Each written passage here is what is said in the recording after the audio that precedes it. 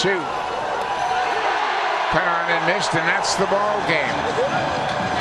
The Blue Jays had a very short-lived lead, 1-0 in the top of the first, and after that it was all Tampa Bay. Yeah, Jose Barrios didn't have his good stuff tonight. He gave up 3 runs in the first inning, 3 more in the second inning. He only lasted 2 innings, and it ended up being a bullpen night for the Blue Jays. The offense scored 5 runs for him as Tampa Bay takes game 1. We just talked about it. Got to get rid of this one, get it out of the system, come ready to play tomorrow as you still have a chance to win this series. Tampa Bay with a big offensive night. We will be back here tomorrow night. Thanks for watching, folks. Stay tuned. Sportsnet Central is next. Danielle and Jesse, take it.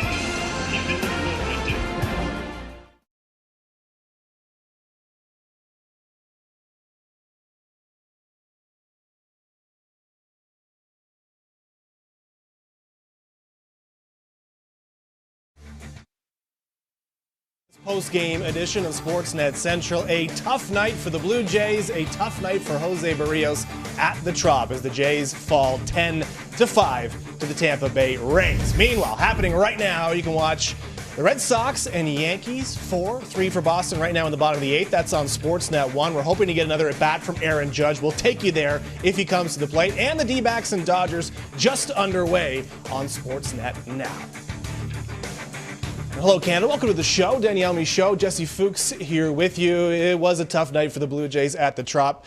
Over the first couple innings, D, I kind of thought we were headed towards another 18-11 game that we saw on Tuesday. But after that second inning, the Blue Jays didn't score again until that garbage time home run by Whit Merrifield in the 9th. Yeah, it felt like they weren't able to get anything going. Barrios, unfortunately, not a solid start on the bump, gone after 2 innings of work. So the Rays got the best of them, and at this time, we all know it's critical every single game. So with more, let's send it to Hazel May and Joe Siddle.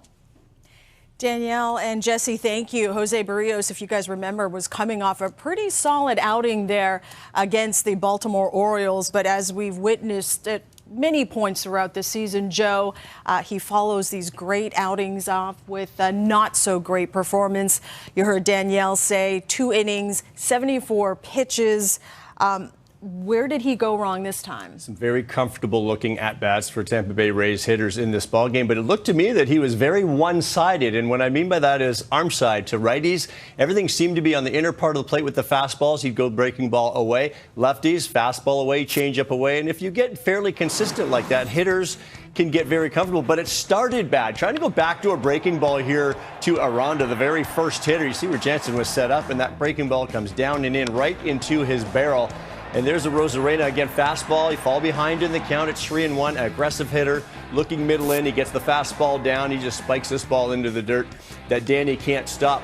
And then he also had some soft contact. So sometimes the snowball keeps going down the hill when you're not pitching your best, but then you also have some soft contact against you to really make things escalate. It was just another tough one for Barrios. It's the inconsistencies that continue for him, and it's been a really funny season. Yeah. Despite all of the bad starts, he's also had some very good ones, but the bad ones were like tonight, where they were really bad, and he came here with a better reputation. He came here with a reputation of a guy that's very reliable, like a solid, say, number 2 starter, maybe a number 3 on a bad day, but he'd still give you the innings. Maybe it'd be 3 or 4 runs, but he'd still be out there, and it's just not the case in a lot of those starts this season. And with 12 games to go, Joe, with every game critical in that wild card race, if you're John Schneider, where do you go with a guy who's been largely inconsistent this season?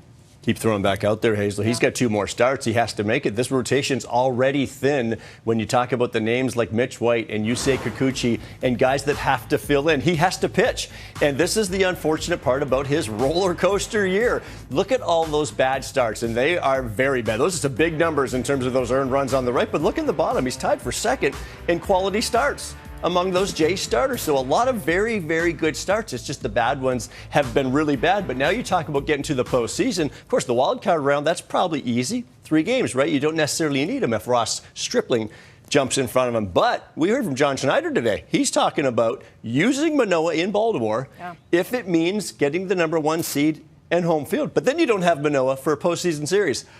I'm not sure what thinking goes behind that. I'd love to be at home too if I were the Blue Jays, but I'm not sure I spend Manoah just to get a home game. I want the big man pitching in a playoff series. I don't care where that game's being played. A little bit of positivity. The Blue Jays have won 22 of Jose Barrios' 30 starts this season. Go figure. Ray of sunshine.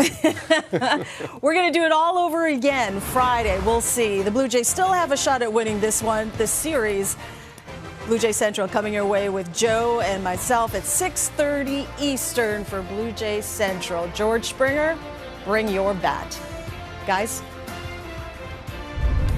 Thank you so much, Hazel and Joe, and we have much more from the Jays straight